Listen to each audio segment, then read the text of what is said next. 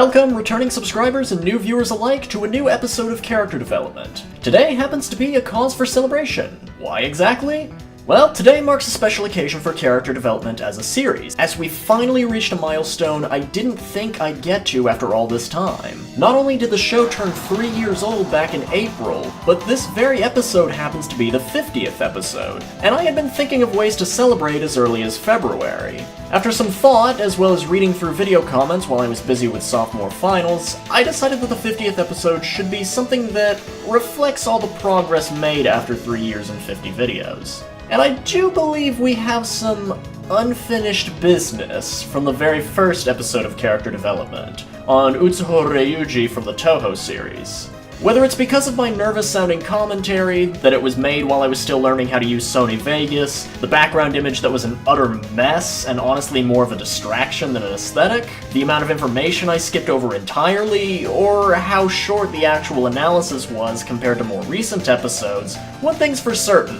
The video hasn't aged well at all, and there's still much more I can say about Utsuho Reiuji, now that I've had plenty of time to sharpen my craft. And since now is a perfect opportunity to capitalize on this idea, I'm gonna be doing something new for a change and remaking the very first episode from scratch. I'm the Kitsune Hawk, and to mark the special occasion of episode 50, we're going all the way back to square one to revisit the character that started the series, the scorching, troublesome divine flame, Utsuho Reiuji. So get out your pencils, trivia enthusiasts, because this is Character Development.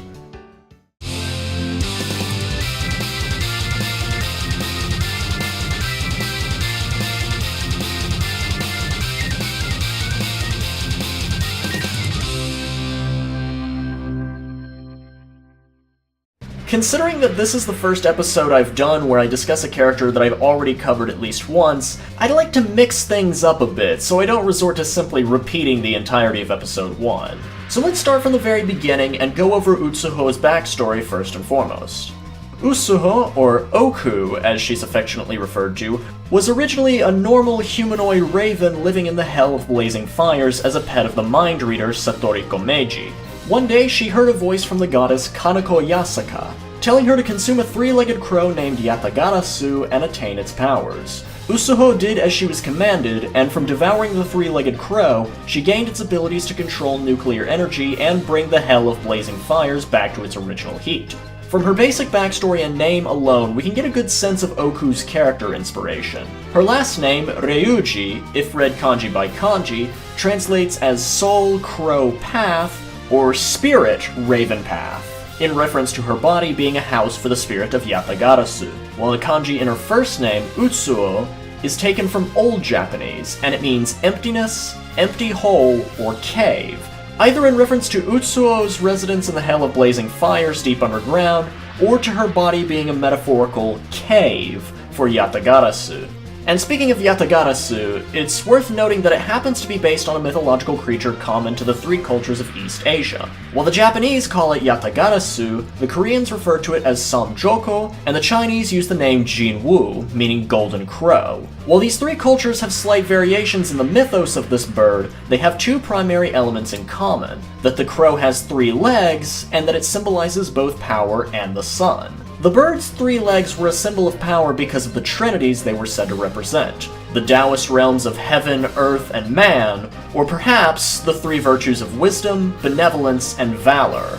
The bird itself embodied the sun and was often closely associated with the phenomenon that we know today as sunspots and the solar flares that they cause. But what exactly is so important about a sunspot? Well, strap yourselves in, because we're about to talk about the second and more significant portion of Oku's inspiration: nuclear chemistry.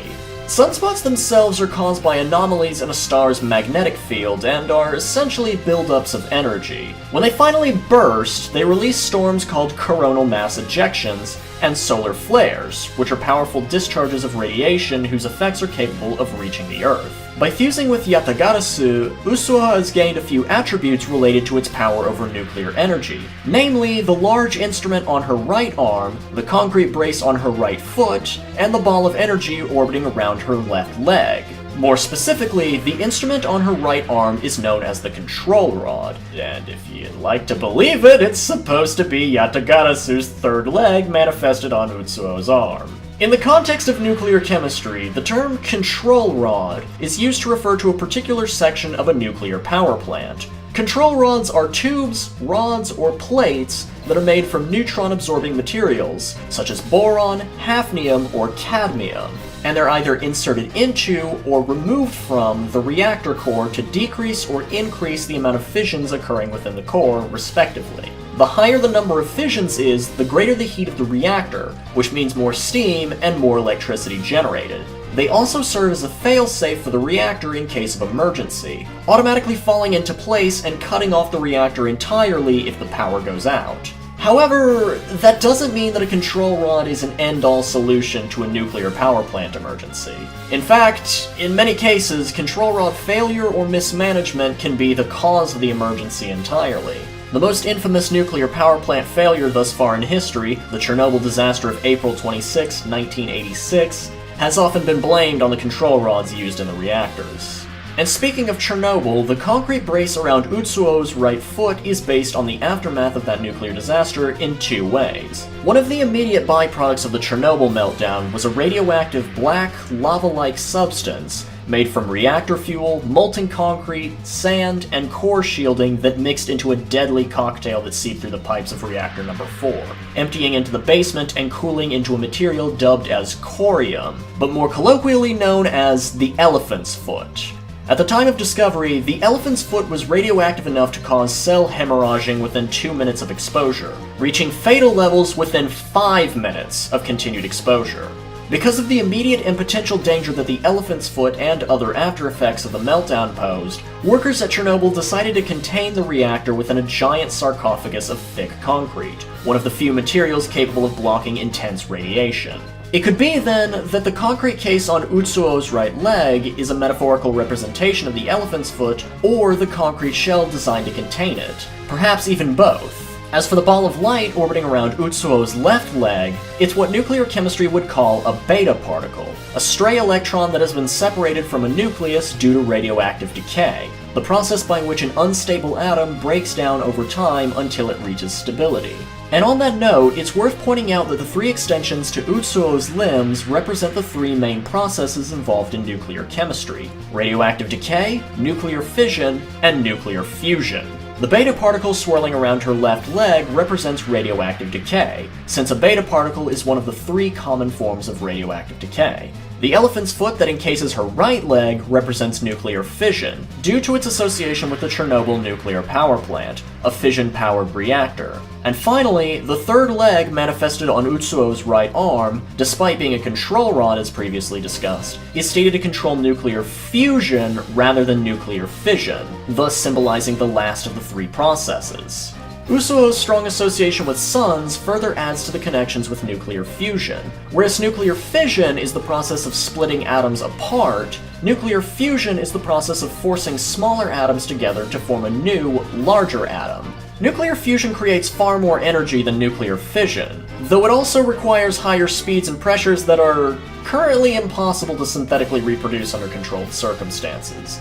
So it's currently limited to the sun and other stars. Many of Utsuho's spell cards involve her using her power over nuclear fusion to create artificial stars that quickly burn out and decrease in size, or give off photons or smaller stars as extra projectiles. In Hisoten Soku, her spell cards also show that she can imbue herself with fusion energy and turn herself into an artificial sun, which only makes me wonder how anyone can stand remotely close to her and still survive. A few of the names of her spell cards and all of her appearances so far even lend themselves to terminology of both nuclear chemistry and stars. And speaking of Okuu's spell cards, let's take a moment to break down the background image used in both Subterranean Animism and double spoiler for her special attacks. The main background used is an image of the Carina Nebula, a nebula about 7,500 light-years away from the Earth, and is noted for containing over 14,000 stars. Considering the constant star symbolism with Utsuho, I think it's quite obvious why an image of the Carina Nebula in particular was chosen. It's also possible that the nebulous texture on her cape in Hisoten Soku is another image of the Carina Nebula, but given the smaller size of her sprite, it's hard to tell for sure.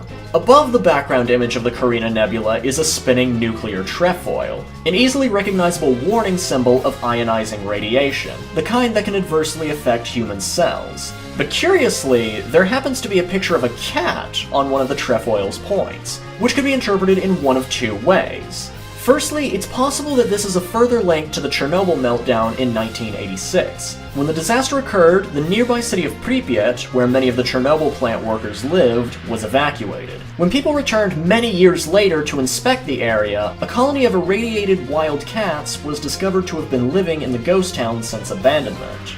Alternatively, it could be a reference to Schrödinger's cat, a famous thought experiment conceived by Austrian scientist Erwin Schrödinger. Essentially, Schrödinger envisioned an experiment in which a cat was placed within a steel chamber for an hour, alongside a vial of deadly gas, a Geiger counter, a hammer rigged to the counter, and a small piece of radioactive material.